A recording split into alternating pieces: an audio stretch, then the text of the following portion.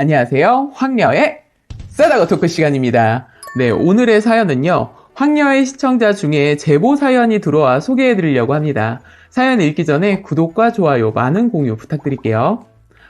사연들 늘 잘 듣고 있는 팬입니다. 다른 사람 사연들 듣다 보니 저도 글을 올리고 구독자님들께 조언을 들어보면 좋을 듯 싶어서 이렇게 적어봅니다.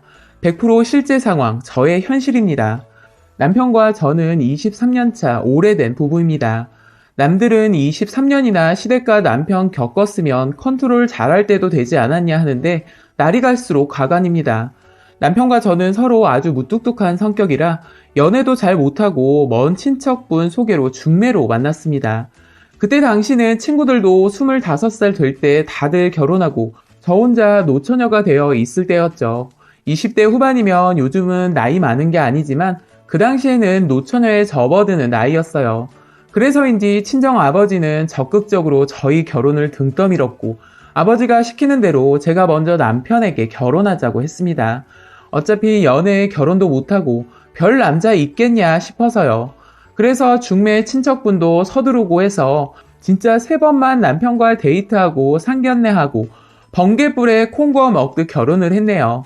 신혼 때는 시어머니가 친엄마보다 더 잘해주시고 챙겨주시고 늦잠을 자도 한마디 뭐라 안 하셔서 진짜 나는 친부모 복은 없어도 남편 시댁 복은 타고난 줄 착각했습니다. 그렇게 아들도 낳고 명절 때 시댁에 3일 있고 친정에 딱 하루만 가도 불만 없이 시어머니와 잘 지냈습니다. 중간에 약간씩 고부간의 갈등은 있었어도 참고 넘겼습니다. 넘길만 했고 딱히 그게 문제되는 일은 없었어요. 그런데 결혼한 지 12년째 되던 날 시아버지께서 대장암 사기 판정을 받았습니다. 저도 당시 충격이었는데 시어머니께서는 엄청 충격을 받으셨나 봅니다. 그때부터였습니다. 시월드가 활짝 열리기 시작한 게요. 아버님 병수발에 점점 지쳐가는 시어머니는 저한테 화풀이를 많이 하셨어요. 제목에 이중인격이라는 게 여기서부터 시작됩니다. 남편하고 같이 병원 가면 너네가 와서 위로가 되고 든든하다. 병원비 보태줘서 고맙다. 하십니다. 그런데 남편이 일 때문에 같이 못 가는 날엔 며느리인 저 혼자 가는데 한여름 35도에 병원밥 없으니 집에서 밥과 국, 반찬 등을 해오라고 하셔서 병간호 하시는 어머님이 더 힘드시겠지 싶어서 정성 담아 밥을 해가면 짜서 못 먹겠다. 환자 음식을 이런 걸 해오냐는 둥. 너는 시아버지가 아픈데 걱정도 안 되냐는 둥. 용돈 드리고 입에 쓴소리 다 듣고 옵니다. 그래도 저는 어머니 병간호 하시고 힘드시니 그러실 거라 이해했습니다. 참고로 저는 남편이 직장이 포항이라 포항에서 여름에 밥을 해서 대중교통 4-5번 갈아타고 부산대학 병원에 갑니다. 저는 운전을 못합니다. 그리고 4년 조금 넘게 아버님이 암투병 하시다가 돌아가셨습니다. 병원의 의사선생님은 사기의 대장암 환자가 오래 사신 거라고 논문을 쓸 거라고 합니다. 저는 어머님께 어머님 병간호 덕에 아버님이 더 사시다가 가신 것 같다고 어머님 그동안 고생 많으셨다고 말씀드렸습니다. 아버님 돌아가시고 아버님 명의집, 지금 어머니 사시는 집 1억 8천만 원의 집을 남편에게 상속하면서 또 이중인격이 나오셨습니다. 저에게 사소한 걸로 다 시비를 거시고 그것도 남편 없을 때만 안 볼 때만요. 내가 집을 줬는데 너는 왜 시부모 무서운 줄 모르냐는 둥. 그 집 남편에게 줬습니다. 제 앞으로는 아닙니다. 물론 부부가 같이 사니까 어머님이 그러는 것 같은데 집 물려주고 아까워서 시비 거는 걸로 보입니다. 저희 집 받아도 팔아먹은 것도 아니고 여전히 어머님이 살고 계십니다. 집 받고부터 뭘 사달라고 하는 횟수도 많이 늘어나고요. 유치하게 집 주고 용돈이나 가전제품 달라고 해서 자식에게 바꿔 먹는 것처럼 보이더라고요. 아버님 돌아가시고 제사가 당연히 생겼습니다. 아버님 제사는 아버님이시니 지내는데 어머님이 죽은 조상 중에 한 분 제사를 저 시집 올 때부터 음력 9월 9일에 지내는 기제사, 어머님이 계속 몇십 년째 지내십니다. 그런데 그 기제사 때문에 한판 싸웠습니다. 기제사 바로 전날 친정 할아버지 제사가 있습니다. 저는 친정 할아버지 제사에 가서 일을 합니다.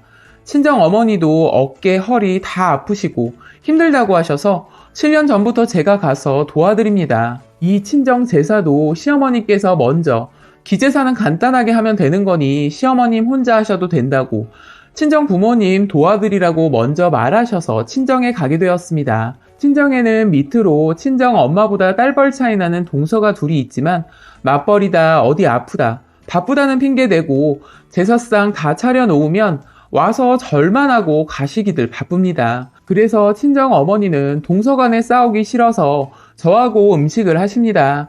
친정 할아버지 제사 끝나면 바로 다음날 시어머니가 지내시는 기제사가 있기 때문에 다음날에 시댁에 갑니다. 기제사는 간소하게 지내기에 매번 시어머님이 거의 다 해놓으십니다.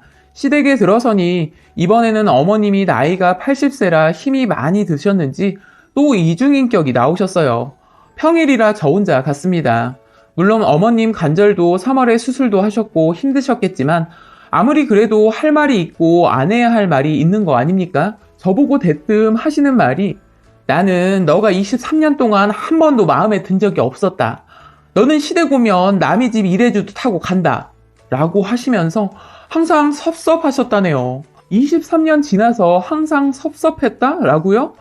남의 집 일하는 사람은 돈이라도 받고 하죠. 저는 용돈 들이면서 시댁 일 다 했는데 이게 무슨 시나라 까먹는 말인지 이해가 안 되더라고요. 집에 오니 얼마나 서럽고 제 자신이 억울하고 서글프던지 남편 보고 아무리 어른이라도 해야 될 말이 있고 안 해야 될 말이 있는 거 아니냐고 말했습니다. 남편은 회사 일도 관두고 싶을 만큼 힘겨운데 너하고 어머니 일까지 신경 써야겠냐며 흥분하더군요.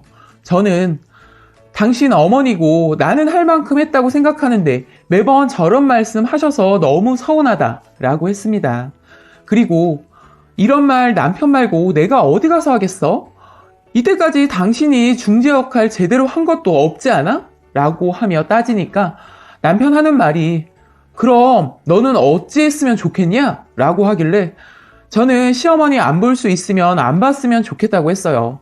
그래서 남편이 그렇게 해준다고 했는데 시어머니께 별말 안 하고 있다가 저하고 다툰 지 한 달 지나서 시어머니께 저희 집에 당분간 오지 마시라고 어머니께 전화드렸다네요. 왜 싸울 때 말 안 하고 지금 어머니께 했냐고 하니 그동안 바쁘기도 했고 남편도 생각하는데 한 달 걸렸다고 하네요. 구독자님들, 남편 생각 너무 오래 한 거 아닌가요? 이틀 후면 시어머니 80세 생일인데 말이죠. 생일 때 꼭 저희 집에서 제가 차려드리는 생일상 드십니다. 물론 반찬 투정도 하시고요. 한 가지 더 추가로 말하자면 저는 종교가 없습니다. 혹시 누가 어떤 종교에 가겠냐고 물어보신다면 교회입니다. 제가 어릴 적 교회에 5년 정도 친구하고 다녔습니다. 시어머니께서는 불교입니다. 절에 기부도 꽤 하십니다. 기부금 영수증 뽑아달라고 하면 부처님한테 드리는 건데 그런 거 뽑으면 안 된다고 하십니다.